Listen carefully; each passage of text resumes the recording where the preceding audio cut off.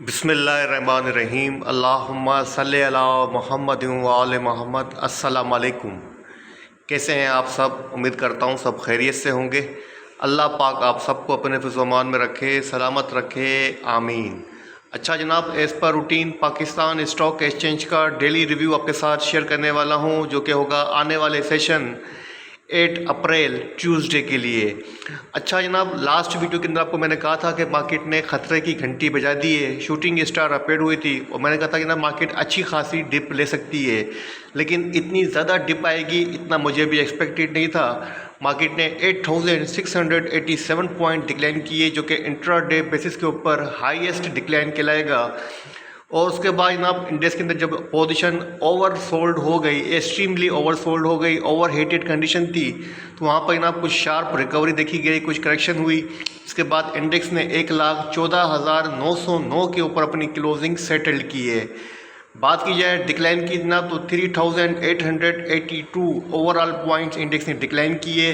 3.27% index negative रहा, लेकिन साथ साथ ये भी देखिएगा जनाब कि ना इंडेक्स ने 4,000 प्लस पॉइंट कवर भी किए हैं। अगर बात की जाए ना वॉल्यूम की, जनाब 389.41 बिलियंस के वॉल्यूम लगे हैं, जो कि प्रीवियस सेशंस के मुताबिक हायर हैं। कंपनीज़ की बात की जाए तो जनाब इंडेक्स ने आज जो कंपनियां अप रही हैं वो रही हैं 5 और डाउन रही हैं 93, अनचेंज रही 2 कंपनीज़। मतलब काफ़ी ज़्यादा जनाब जो पोजीशन रही है, तकरीबन जनाब यहाँ पर आपके सामने है 93% पोजीशन जो है वो डिक्लाइन को इंडिकेट कर रही है। अगर हम बात करें टॉप 1 कंट्रीब्यूटर्स की, जनाब एडवांसर में नंबर 1 पे जो आता है वो आता है TPLRF1, जिसने 12.8 किए, TGL ने 4.8 किए, SCBPL ने 1.8 किया, IBFL ने 0.75 पॉइंट इसने रेट किए। अगर नेगेटिव स्टॉक्स की बात की जाए, नंबर 1 पे रहा एंग्रो होल्डिंग, जिसने 322 पॉइंट डिक्लाइन किए, OGDC ने 290 पॉइंट डिक्लाइन किए, PPL ने नाउ 244 पॉइंट डिक्लाइन किए, हब पावर ने 224 पॉइंट डिक्लाइन किए, PSO ने नाउ 165 पॉइंट्स इंडेक्स में से डिक्लाइन किए। अगर सेक्टर वाइज पोजीशन चेक की जाए ना, सबसे बुरी परफॉर्मेंस रही है ऑयल एंड गैस एक्सप्लोर की, जिसने 781 पॉइंट डिक्लाइन किए।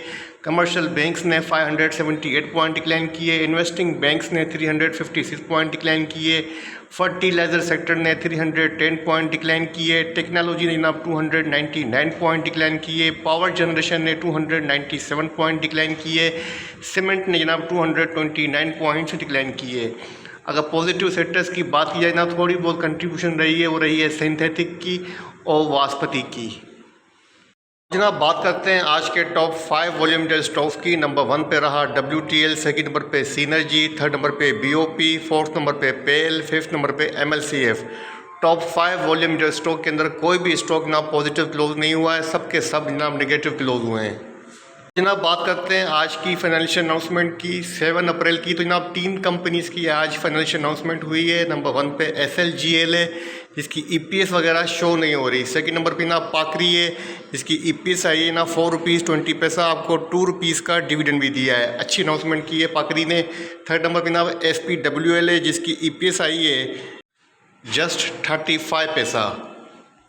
अब बात करते हैं ना कल के लिए बोर्ड मीटिंग के शेड्यूल की, तो कल 8 अप्रैल को जस्ट सिंगल कंपनी की मीटिंग है, शमशाद शुगर मिल की। ना बात करते हैं कुछ न्यूज़ अपडेट्स की। सबसे पहले बात करेंगे रुपी की। Rupee slips lower against US dollar 280 rupees 57 पैसा के ऊपर जनाब PKR जो है वो क्लोज हुआ है। अगेंस्ट US डॉलर 10 पैसा की जनाब कमी देखी गई है।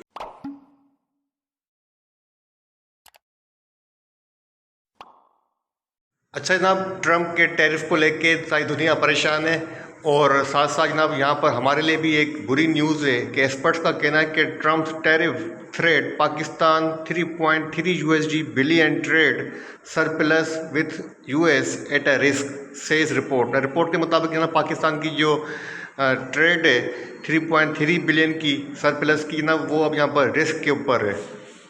जनाब बात करते हैं पाकिस्तान स्टॉक एक्सचेंज के टेक्निकल चार्ट की, और मार्केट के ट्रेंड को समझने की कोशिश करते हैं कि मार्केट का ट्रेंड जनाब कल 8 अप्रैल ट्यूसडे को कैसा रहेगा। सबसे पहले बात करेंगे कैंडलस्टिक पैटर्न की। जनाब आज दोजी कैंडलस्टिक बनी है, जिसका लोअर शेडो इसकी बॉडी से जनाब थोड़ा सा बड़ा है, जो कि बाइंग ऑन डिप को इंडिकेट कर रहा है, लेकिन ये हैमर नहीं है। अगर हम बात करें जनाब रेजिस्टेंस की, जनाब जो नेक्स्ट रेजिस्टेंस बनती है 1,15,889 की है, सेकेंड 1,16,276 की है, थर्ड जनाब 1,17,039 की है। अच्छी क्लोजिंग हो जाती अगर इंडेक्स कम से कम 1,15,899 की जनाब जो रेजिस्टेंस है इसको मैनेज करके इसके अबाव अपनी क्लोजिंग दे देता, लेकिन अनफॉर्चुनेटली ऐसा नहीं हो सका और इंडेक्स ने अपनी क्लोजिंग 1,14,909 के ऊपर सेटल किए। अब बात की जाए जनाब सपोर्ट की, तो 1,13,571 की फर्स्ट सपोर्ट है, सेकंड सपोर्ट जनाब 1,13,234 की है। वॉल्यूम की पोजीशन आपके सामने है, आज काफ़ी अच्छा इजाफा है। RSI जनाब 46 से ओवरसोल्ड पोजीशन है। अब बात करते हैं जनाब आवरली चार्ट के ऊपर, देखते हैं कि जनाब आवरली चार्ट के ऊपर मार्केट क्या इंडिकेट कर रही है। अब जनाब बात करते हैं KAC 100 इंडेक्स के आवरली चार्ट की। आवरली चार्ट के ऊपर जनाब आप देख सकते हैं कि लास्ट जो 3 कैंडलस्टिक बनी है, 3 आउटसाइड अब भी कह सकते हैं, आप इसको यूँ भी कह सकते हैं कि जनाब 3 वाइट सोल्जर, तो अच्छी पोजीशन को इंडिकेट कर रही है। मतलब 3 आवर्स की जो पोजीशन रही है लास्ट 3 आवर्स की, वो पॉजिटिविटी को इंडिकेट कर रही है। इसका मतलब है पॉजिटिविटी फर्दर भी कंटिन्यू रह सकती है नेक्स्ट फर्स्ट आवर के अंदर, मतलब जो नेक्स्ट सेशन होगा उसका फर्स्ट आवर। क्योंकि जनाब ऐसा क्यों हुआ, फर्स्ट समझने की कोशिश कीजिएगा जनाब कि जब RSI 20 के पास आई थी, RSI जनाब तकरीबन जनाब 20 के पास आ चुकी थी, और यही चीज़ अपने ग्रुप के अंदर भी मैंने इंडिकेट की थी, वो भी आपके साथ में शेयर कर देता हूँ। अच्छा जनाब, आप मेरे premium group trade life champions के अंदर मौजूद हैं, और उस वक्त जनाब टाइम हो रहा था 12:14, जब जनाब मार्केट का सेशन हाल्ट हो चुका था। और उस वक्त जनाब एक छोटी सी अपडेट मैंने चार्ट के साथ अपने ग्रुप में शेयर की थी, और मार्केट जनाब उस वक्त ट्रेड कर रही थी 1,12,504 के पास। और जनाब छोटी सी अपडेट के अंदर मैंने कहा था कि मार्केट की जनाब जो RSI है वो पहुंच चुकी है 22 तक, और लास्ट टाइम जनाब RSI यहीं पर कब आई थी जनाब 6 फरवरी 2025 के अंदर RSI इसी सेम लेवल के पास आई थी, और यहीं से जनाब RSI रिबाउंड होके तकरीबन जनाब 80 तक अगेन गई थी। RSI जनाब अगेन जो है जनाब वहीं 22 के पास ट्रेड कर रही थी, तो चांसेस थे कि जनाब मार्केट यहाँ से अगेन जो है वो एक करेक्शन दिखाए और एक शार्प बाउंस जो है मार्केट के अंदर देखा जाए। जनाब आप देख सकते हैं कि यही शार्प बाउंस जो है मार्केट के अंदर देखा गया, और जो मैंने लेवल दिया था, जो मैंने कहा था कि जनाब ओवर हीटेड पोजीशन की वजह से मार्केट 1,11,800 के पास से रीबाउंड हो सकती है। अब 1,11,800 के पास से रिबाउंड सकती है, लेकिन मार्केट ने तकरीबन जनाब 1,10,100 का अपना लो पोस्ट किया, लेकिन एक शार्प रिकवरी उसी के आसपास से देखी गई, और अब RSI जनाब 22 से पहुंच चुकी है 43 तक। तो जनाब जो 12:15 बजे RSI थी 22 के पास, अब वो जनाब अवली चार्ट के ऊपर RSI 39.22-24 के ऊपर स्टैंड है। मतलब RSI जो है वो करेक्शन ले चुकी है, और यहाँ पर प्लस कैंडलस्टिक पैटर्न भी जनाब अच्छा बन रहा है। और वॉल्यूम की पोजीशन चेक किया जनाब, वॉल्यूम यहाँ पर थोड़े से मुझे मशकूक लग रहे हैं अवली चार्ट के ऊपर, क्योंकि यहाँ पे आप देखें जब मार्केट ने रिकवरी दिखाना शुरू की थी 1,10,100 के पास से, तो वहाँ पर जनाब वॉल्यूम आपको अच्छा नज़र आ रहा होगा। मैं यहाँ पर प्राइस लाइन लगा देता हूँ, यहाँ पे आप देखें तो वॉल्यूम अच्छा लगा था। उसके बाद जनाब जो सेकंड आवर बना, सेकंड लास्ट आवर, तो उसके अंदर वॉल्यूम कम हुआ। उसके बाद जनाब जो लास्ट आवर था उसके अंदर मज़ीद वॉल्यूम कम हुए। मतलब मार्केट ने रिकवरी तो दिखाई है, लेकिन पर आवर के हिसाब से अगर काउंट करें तो वहाँ पर वॉल्यूम भी कम हुए हैं। इसका मतलब है सेलिंग दोबारा की गई है, तो रिस्क की पोजीशन है। और ओवरऑल जनाब वर्ल्ड वाइड जो आपके सामने इंडाइसिस की पोजीशन है, तमाम मार्केटें क्रैश हो रही हैं। क्रिप्टो मार्केट क्रैश हुई है, आयल आपका जनाब 2021 के बिलो चल रहा है। इसके अलावा जनाब एशिया की सारी मार्केट के अंदर शदीद मंदी रही है, इसी का प्रेशर जनाब हमारी मार्केट के ऊपर भी रहा है। बाकी ट्रंप ने जनाब जो 29% टैरिफ जो इम्पोज किया है उसका असर हमारी मार्केट ले चुकी थी, और कोई इतना बड़ा असर नहीं लिया था। ये बात तो जनाब प्रीवियस सेशन के अंदर ही फ्राइडे को ख़त्म हो चुकी थी, लेकिन आज जनाब जो मार्केट के अंदर प्रेशर रहा है वो वर्ल्ड वाइड इंडाइसिस का ही रहा है। कोई इतना बड़ा मुझे नज़र नहीं आ रहा कि ट्रंप की जनाब जो 29% आपके पास उन्होंने लगाया है उसका इतना प्रेशर आ रहा है। मैं नहीं समझता कि जनाब कैसा हुआ है। मुझे लगता है कि जनाब जो वर्ल्ड वाइड प्रेशर रहा है, पैनिक उसी का क्रिएट हुआ है, इसी पैनिक का असर हमारी मार्केट के ऊपर भी रहा है। अगर शाम को जब FIPLP डेटा आएगा तो उसमें आप देखेंगे कि जनाब सबसे ज़्यादा जो सेलिंग की होगी वो फॉरेनर्स ने ही की होगी, क्योंकि फॉरेनर्स ने ही जनाब अच्छी खासी बाइंग की थी। फ्राइडे को तकरीबन 8.10 USD मिलियन की बाइंग की गई थी फॉरेनर्स की तरफ से। आज उन्होंने जनाब डबल सेलिंग की होगी पैनिक में आके। बहरहाल अभी तक की जब मार्केट की पोजीशन है आपके सामने मैं शो कर चुका हूँ। 5 कंपनियाँ जस्ट अप रही हैं, 93 कंपनीज डाउन रही हैं। और आज जो रिकवरी देखी गई है ये देखना पड़ेगा कि जनाब कि ये शॉर्ट कवरिंग की वजह से रिकवरी आई है या एक डेड कैट बाउंस है। ऐसा ना हो कि जनाब कि हम अगेन ट्रैप हो जाएं।